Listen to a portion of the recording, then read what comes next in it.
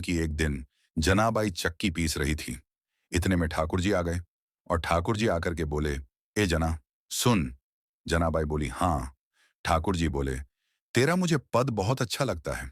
तू पद बहुत अच्छा गाती है। चल, मुझे पद गा के सुना दे। तो जनाबाई पद गाने लगी। जनाबाई ऐसे चक्की चला रही है और पद गा रही है, और ठाकुर जी ऐसे हाथ की टेक लगा करके प्रेम से जनाबाई को सुन रहे थे। धीरे से बीच में ठाकुर जी उठे और बोले, ये चक्की पीसना बंद कर। इसकी घर घर आवाज आ रही है, मुझे तेरे स्वर सुनाई नहीं दे रहे हैं। इसको मत पीस। तो जनाबाई बोली, काम कैसे छोड़ दूंगी? काम तो पूरा करना पड़ेगा ना। और इतना ही तुमको सुनने का मन है, चलो हाथ लगाओ। तुम पीसो, मैं सुनाती हूं। ठाकुर जी बोले, ठीक है, मैं पीसता हूं। ठाकुर जी चक्की पीसने बैठे और बोले, तू गा के सुना। ठाकुर जी चक्की चला रहे हैं, जनाबाई गा रही हैं। और गाते गाते जनाबाई को लगा कि ठाकुर जी ने इतने आभूषण पहन रखे हैं कि वे चक्की से टकरा रहे हैं। छम छम छम की आवाज आ रही थी, जिससे जनाबाई गा नहीं पा रही थी। जनाबाई बोली, मैंने चक्की छोड़ी तो आप भी कम हल्ला नहीं कर रहे। इतना सारा गहना पहनकर आते हो, छम छम छम आवाज करते हैं ये सब। इनको उतार दो। तो ठाकुर जी ने सारे गहने उतारकर वहीं धर दिए और प्रेम से चक्की पीसने लगे। जनाबाई फिर से गाने लगी। पद सुनते सुनते इतने में ही मंदिर में मंगला के घंटे घड़ियाल बजने लगे। ठाकुर जी तुरंत उठे और बोले, अरे जना, मंगला का समय हो गया, मैं दौड़कर जाता हूं, मंदिर में पुजारी आ जाएंगे। और ठाकुर जी दौड़ करके मंदिर में जाकर खड़े हो गए। लेकिन रात में जो गहने पहने थे वे वहीं जनाबाई के यहां छोड़ आए। ऊपर से एक गलती और करके आए। ठाकुर जी बोले, अगर मैं ऐसे जाऊंगा तो सब पुजारी पहचान जाएंगे। जना, एक काम कर, अपनी शॉल दे दे। जनाबाई की शॉल लपेटकर ठाकुर जी मंदिर पहुंच गए। सुबह जैसे ही कपाट खुले, पुजारियों ने जैसे ही देखा कि ठाकुर जी को पहले देखा। आभूषण कहाँ गए? श्रीअंग पर एक भी आभूषण नहीं है। ठाकुर जी के आभूषण कहाँ गए? कौन चोरी कर ले गया? उसी समय नामदेव जी मंगला का दर्शन करने आए। उन्होंने देखा मंदिर में हलचल हो रही थी।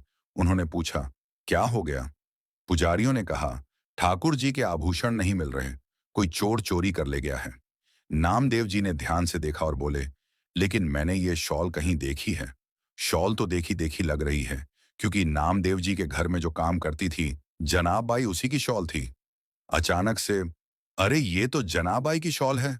पुजारियों ने कहा, महाराज क्षमा कीजिए, आपकी जना ही आई है। वही आकर ठाकुर जी के आभूषण चुरा ले गई। हम उसे छोड़ेंगे नहीं। इधर जनाब बाई चक्की पीसकर आटा इकट्ठा कर रही थी। इतने में सब पंडा पुजारी वहां पहुंच गए और बोले, ए जना, तूने ठाकुर जी के आभूषण चुराए? जनाबाई कुछ बोलती, उससे पहले ही पुजारियों की नजर चक्की के पास रखे सारे आभूषणों पर पड़ गई। अब जनाबाई क्या समझाती कि पांडुरंग रात में उसके पास आते हैं। वह उनके पैर दबाती है, उन्हें गाना सुनाती है। कौन मानता उसकी बात? पुजारियों ने कहा, यही चोरनी है, इसी ने चोरी की है, इससे कुछ पूछना नहीं है। इसका मुंह बांध दो और इसे सूली पर चढ़ा दो। और वही किया गया। मुख बांध दिया गया, एक शब्द नहीं सुना गया। सूली तैयार की गई। तभी एक पुजारी बोला, ए जना, तेरी कोई अंतिम इच्छा है? तब जनाब आई ने मराठी में एक कीर्तन गाया, ठाकुर जी को टोकते हुए। उस पद में जनाब आई पूरे संसार से कहती हैं, भैया, यह प्रीत की रीत बड़ी कठिन है। इनसे प्रेम के मार्ग में आओ तो सोच समझ कर आना। ये बहुत खेलते हैं। आज मुझे ऐसी स्थिति में खड़ा कर दिया है। रात में आकर मेरे साथ खेलते हैं, मेरे साथ भोजन करते हैं, मेरे पद सुनते हैं, और अब मुझ पर चोरी का इल्जाम लगाकर सूली पर चढ़वा रहे हैं और खुद मंदिर में अपनी पूजा करवा रहे हैं। मेरी ओर देखने तक नहीं आ रहे। अरे संसार के लोगों, वैसे प्रेम करना हो तो इनसे ही करना, लेकिन इनसे प्रेम करो तो सोच समझ कर करना। ये बहुत खेलते हैं। फिर जनाबाई बोली, मैं सफाई नहीं देना चाहती। मैं क्या बताऊं कि मेरे साथ क्या हुआ। मैं बस उन स्मृतियों को हृदय में धारण करती हूं जो पांडुरंग ने मुझे दी हैं, और उनके साथ जाना ही मुझे मंजूर है। जनाबाई को सूली पर चढ़ा दिया गया। जैसे ही फंदा गले में डाला गया और कसने ही वाले थे, तभी पांडुरंग भगवान क्रोधित हो गए। सूली का फंदा रस्सी से जल बन गया। पानी बनकर वह अदृश्य हो गया। उसी समय श्री नामदेव जी महाराज वहां पहुंचे। उन्होंने पुजारियों से कहा, पांडुरंग भगवान बड़े क्रोध में हैं, मंदिर में भी क्रोध में ही दिखाई दे रहे हैं। वे जनाब आई को यह दंड नहीं दिलवाना चाहते। यह कोई प्रभु की अतरंगी लीला है। अरे इतनी घेराबंदी में ठाकुर जी रहते हैं, एक छोटी सी बालिका कैसे चुरा सकती है? तुमने सोचा? पुजारी बोले, अरे तो ये आभूषण यहाँ कैसे आ गए?